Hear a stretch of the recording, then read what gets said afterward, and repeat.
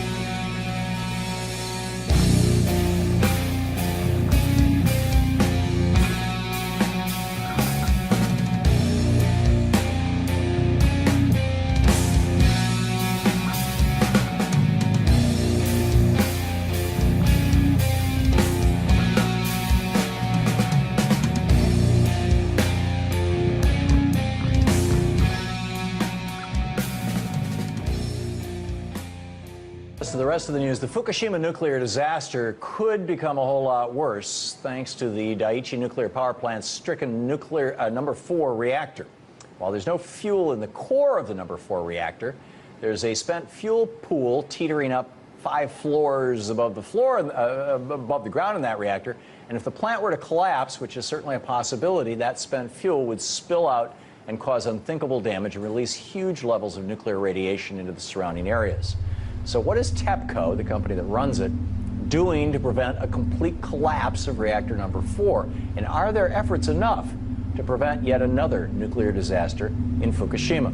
Joining me for now, and now for more on this, is Paul Gunter, Director of Beyond Nuclear. Paul, welcome back. Thanks again, Tom. Great to have you with us. First of all, my recollection was that reactor 4, the fuel pool up in the ceiling of reactor 4 actually had fresh fuel in it because they were going to fill the reactor, or is my memory wrong? The fuel pool that's 6 to 10 stories in this reactor building contains both the what they call spent fuel. It's far from spent, it's highly radioactive, right. But they also have the fresh fuel, so they offload and on and then refuel from that. Right. Because they were going to refuel the reactor before the earthquake happened. But the Unit 4 was under reactor core repair, so there were cracked parts in the reactor that were being repaired. So they offloaded all the fuel during that fuel outage, and then the earthquake and tsunami hit. So all of the reactor, the high-level nuclear waste was up in that elevated pond when the accident happened. So we've got presumably hundreds of thousands or millions of pounds of water and radioactive fuel in the 6th through the 10th floor of a building that is listing. Do I have this right? Yes. And the Tokyo Electric Power Company has been performing efforts to shore up the building, but we remain concerned that the structure of this supporting the fuel pool is damaged, and that another severe earthquake could cause this whole thing to fall over, even despite the shoring up that the company's done right now. And it's a big concern because Tokyo Electric Power Company has already shown that it's incompetent and can't be trusted. They've been disclosed to have falsified reports about these reactors themselves, Fukushima Daiichi. And now what we really need is more international focus, more international expertise to come in and oversee and actually be involved in this very tenuous and dangerous operation. Yeah, 2 days ago there was a report that a cyclone was heading toward Fukushima, and I thought, it brushed by today. Yeah, but it didn't take it down. We're very concerned because of these hundreds of tanks that store radioactive water. We've got areas on site, outside right now, where workers could be exposed to lethal doses of radiation within hours. And certainly inside the reactor, there are many zones in there where death would be instantaneous. So, these are the hindrances that storms, another earthquake, could exacerbate the repair altogether. In the last minute we have here, what's the status of the measurement of the radiation hitting the United States? Are we measuring seafood that is here? Are we measuring the ocean currents? Are we measuring the air? What do we know about it? The Food and Drug Administration only recently instituted food bans on certain agricultural products coming out of the Fukushima area into the United States. So we have seen action taken on that front. As far as monitoring seafood coming into the United States, there's still no regulatory concern from the United States at this point. So it remains a concern. Would you eat Pacific fish? I eat seafood right now, but I'm concerned about the future of the seafood industry. I'm concerned about rainwater. There are many concerns, but clearly the main concern is that the monitoring effort, our vigilance, should be stepped up. Yeah, absolutely. Paul, thanks so much. Thanks so much. No nukes. Yeah, no nukes.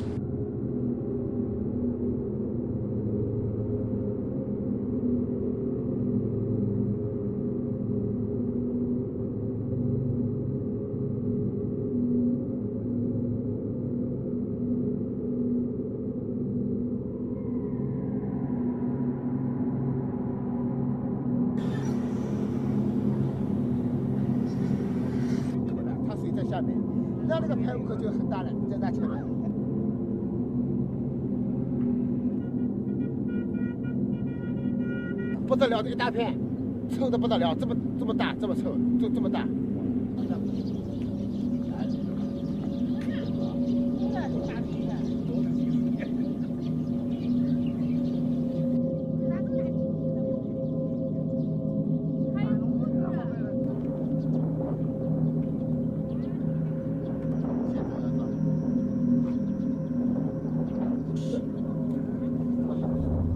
From Tokyo Electric Power Company has rejected a statement by Prime Minister Shinzo Abe that the radioactive water leaks at the Fukushima power plant are under control. Kazuhiko Yamashita was speaking at a hearing on the disabled nuclear plant.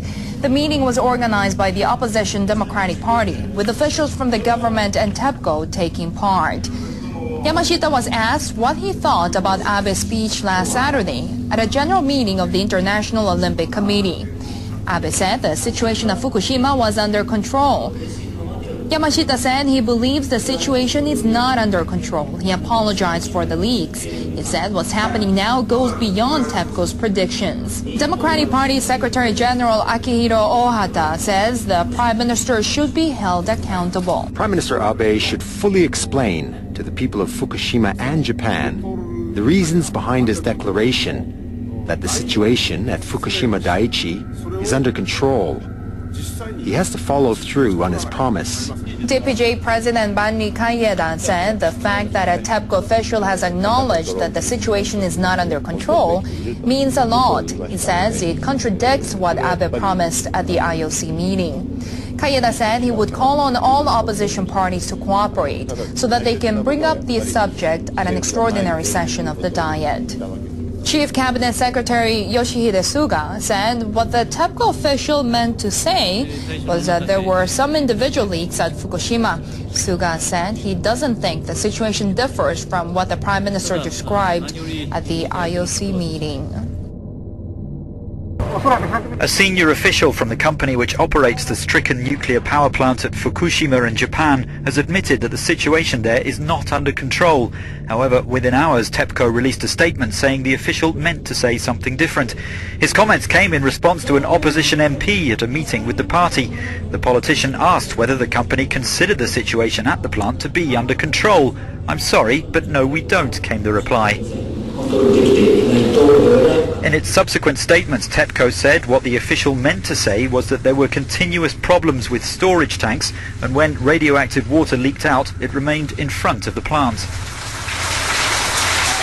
All this comes as Prime Minister Shinzo Abe and his government try to reassure the world at large that the facility is under control. TEPCO has admitted that hundreds of tons of radioactive water has leaked from the plant, which was crippled by a massive earthquake and tsunami in 2011. However, American nuclear experts acting as consultants for the company claim that if the water is correctly decontaminated, it can be released into the sea safely. Engineers at Japan's crippled nuclear plant have made a worrying discovery. They've been digging into the ground at the Fukushima Daiichi site to try to track leaks of contaminated wastewater. They say a monitoring well near a storage tank contains sharply rising levels of the radioactive element tritium. Officials with Tokyo Electric Power Company reported the findings. They say the level of tritium in water samples from the well rose on Thursday to 130,000 becquerels per liter. That's more than twice the level at which Japanese nuclear plants are allowed to release water into the ocean. A storage tank leaked more than 300 tons of highly radioactive water last month. That water probably seeped into the soil. Engineers dug the monitoring well 20 meters from the tank and started taking samples of groundwater. The tritium level in those samples was 64,000 becquerels per liter on Tuesday and rose to 97,000 on Wednesday. Company officials say they suspect the water leak last month caused the increase but can't be certain. They're also trying to figure out whether past leaks from pipes had any effect.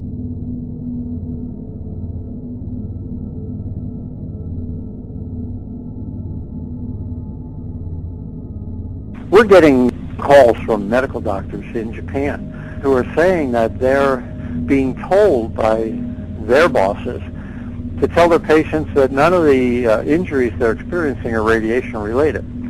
There's an enormous pressure on the medical establishment to downplay the effects of this accident on the people that have been exposed. And I think that's awful. A physician's responsibility shouldn't be to the people in authority. The physician's responsibility should be to the public that they're serving, and that's been distorted in Japan. We're also seeing scientists in Japan who are refusing to work with other scientists in assessing these radiation damage effects because they're afraid of their careers in this very bureaucratic top-down structure. So we're not getting any good science out of Japan, and we're not getting any good medical data out of Japan. And until those problems are cleared up, the IAEA's position will be substantiated. Everyone's saying, well, nobody died. Of course they're going to say that when the data records are distorted. So my other concern is in the broad cultural sense. The Japanese are under extraordinary pressure from high political pressure to minimize the effects of this accident so that the people of Japan are essentially a scientific experiment, but nobody's reporting the results.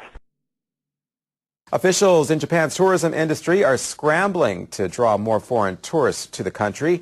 They're hoping to step up their efforts, especially since Tokyo has won the bid to host the 2020 Olympics. One of the largest travel fairs in Asia, called Tabihaku in Japanese, began in Tokyo on Friday. This year, officials from 730 firms and groups in 154 countries and territories are attending the fair. They include travel agencies, airlines, and hotels.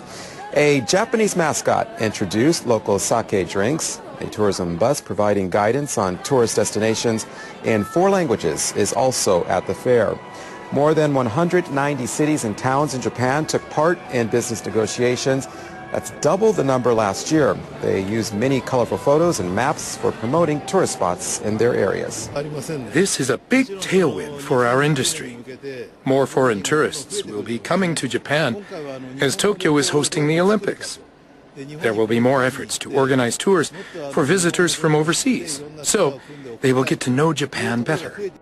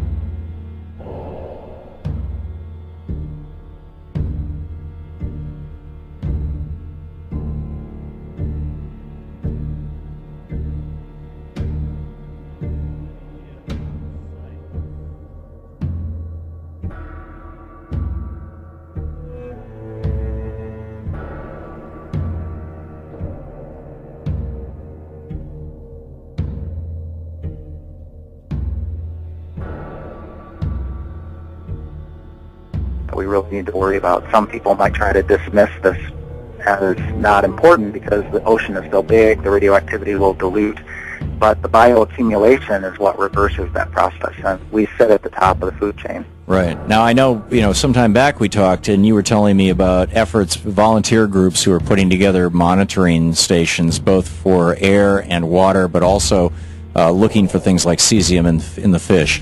What's the status of that? Well, the Fukushima Fallout Awareness Network is one of the great coalitions happening in North America, and they're really urging the U.S. Food and Drug Administration to take this issue seriously.